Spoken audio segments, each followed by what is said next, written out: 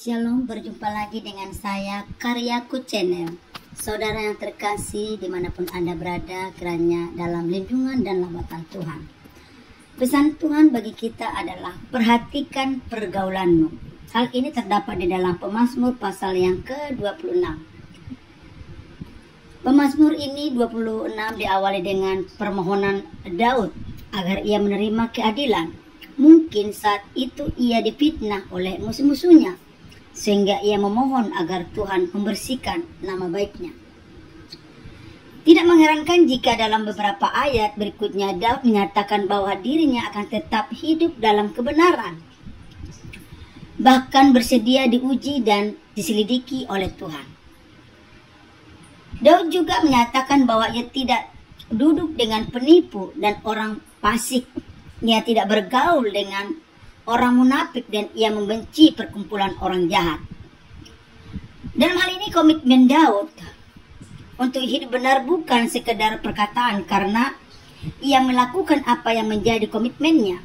Salah satu bukti menyatakan adalah ia menjaga lingkaran pertemanannya di tengah lingkungan yang hidup dalam kejahatan dan dosa. Daud melihat untuk tetap hidup saleh dan menyembah Tuhan.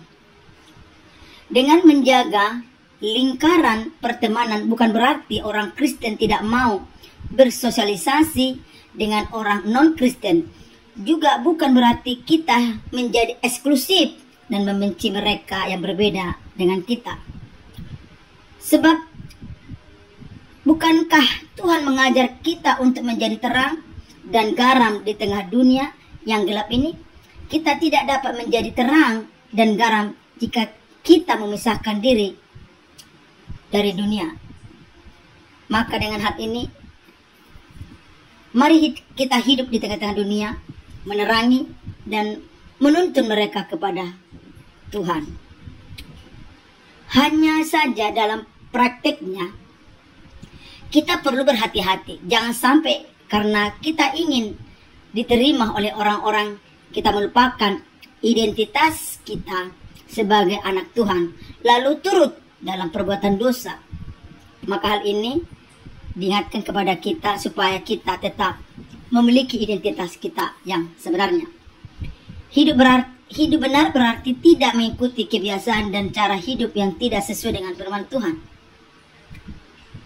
Oleh sebab itu, periksalah lingkaran pergaulan kita hari ini. Apakah kita memengaruhi atau menerangi orang lain agar hidup makin sesuai dengan firman Tuhan, atau sebaliknya, diri kita yang dipengaruhi menjadi makin mirip dengan dunia ini? Maka saudara yang terkasih di dalam Tuhan, kiranya kita memiliki komitmen, memiliki prinsip yang kuat, supaya kehadiran kita di tengah-tengah dunia ini menerangi dalam kegelapan, memancarkan kehidupan yang benar.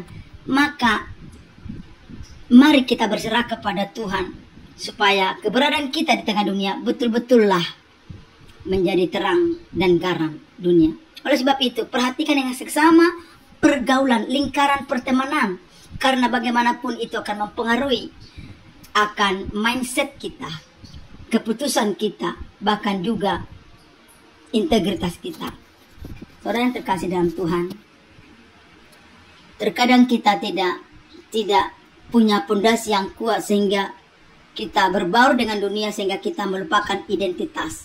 Sekali lagi diingatkan, mari kita tetap memiliki identitas kita sebagai anak-anak terang, anak-anak yang memberi rasa, yang memberi warna di tengah dunia ini, walaupun memang dunia menolak kita. Itu menjadi resiko. Tetapi percayalah, semakin kita intim dengan Tuhan, kita perbaiki mezbah kita, maka kita dicakapkan, kita dimampukan, bahkan kita dilindungi oleh Tuhan. Jadi saudara yang terkasih dalam Tuhan, mari jangan goyah dalam prinsip, dan perhatikanlah dengan seksama pergaulanmu, karena pergaulan akan tentu merusak kehidupan kita, dan tentu juga ada sisi baiknya, tergantung bagaimana kita menyingkapi dan hadir di tengah-tengah dunia. untuk bisa menjadi garam dan terang dunia. Saudara yang terkasih, pemaparan firman Tuhan yang sangat sederhana ini, yuk mari kita dengan rendah hati menerima, dan kiranya Tuhan yang bertata di hati dan pikiran kita, supaya firman ini tertanam dan tentunya tumbuh dan akhirnya memiliki buah. Terima kasih buat penyampaian ini, dan terima kasih yang sudah mengikuti akan konten ini. Tuhan Yesus memberkati, dan sampai jumpa kita di pertemuan berikutnya. Tuhan Yesus memberkati kita semua. Shalom.